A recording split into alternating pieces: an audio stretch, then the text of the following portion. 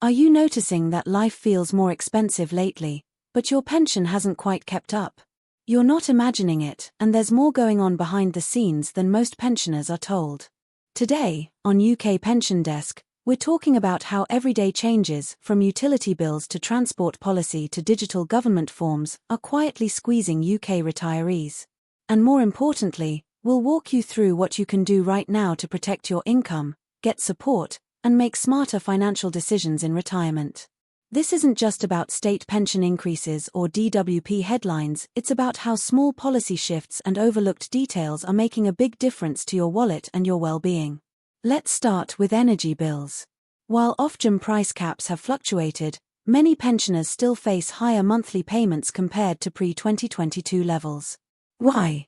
Because the government's energy support schemes have ended, but the underlying costs, especially for those on prepayment meters or using oil heating, remain high. If you're a pensioner living alone or on a fixed income, even a £20 to £30 increase each month adds up. That's money that used to go toward groceries, transport, or saving for emergencies. The good news: many pensioners qualify for extra help through schemes like the Warm Home Discount, cold weather payments, or ECO4 grants for insulation, but these aren't always automatic. You need to apply, and eligibility often depends on receiving pension credit. That brings us to one of the biggest issues we're seeing. Thousands of eligible pensioners are missing out on pension credit every year simply because they didn't realize they could claim.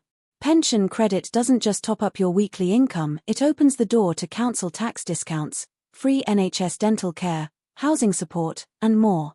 If you're single and have a weekly income below £218, or a couple earning under £332 combined, you could qualify even if you own your home.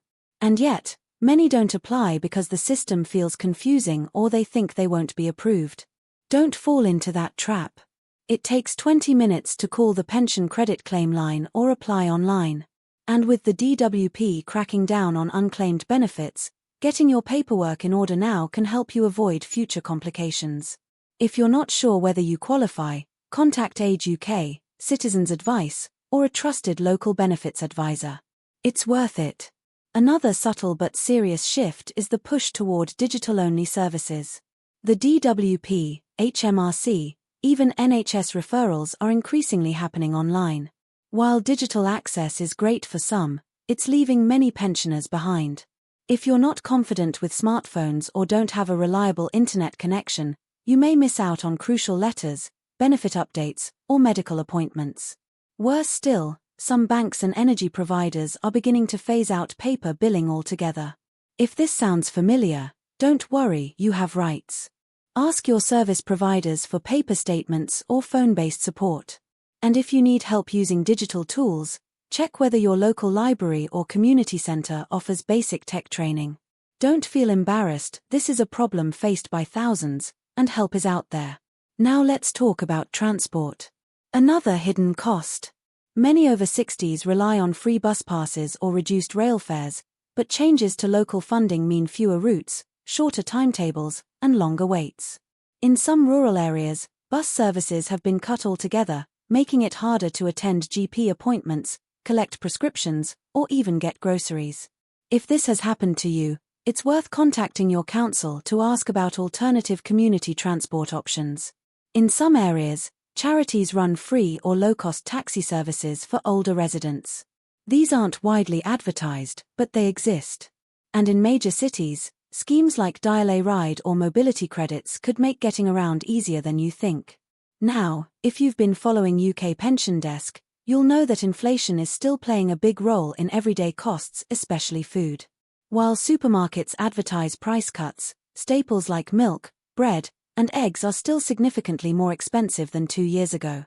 If you're finding it harder to stretch your weekly shop, consider joining a local food club or pantry where you pay just a few pounds for £20 to £30 worth of groceries. These are not food banks, they're community-run hubs designed to support people on fixed incomes, and they're growing fast across the UK.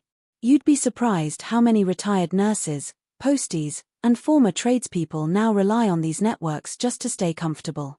It's smart, not shameful. And before we close, I want to mention one more area that quietly affects pensioners: financial scams. Sadly, Fraud targeting older people is on the rise. Scam pension reviews, fake DWP emails, energy rebate phishing texts, they all prey on confusion or fear. If someone contacts you out of the blue asking for personal details or banking information, always stop and double-check. The DWP will never ask for your details by text. Your bank won't send you links to change your PIN. Stay alert, and if in doubt, call the organization directly using a number from their official website. So what can you take away from all this? The UK pension system isn't just about how much you're paid, it's about how prepared you are to respond to changes around you. Whether it's checking your eligibility for extra benefits, setting up paper statements, joining a food hub, or staying safe from scams, there are real steps you can take today that will improve your financial resilience tomorrow.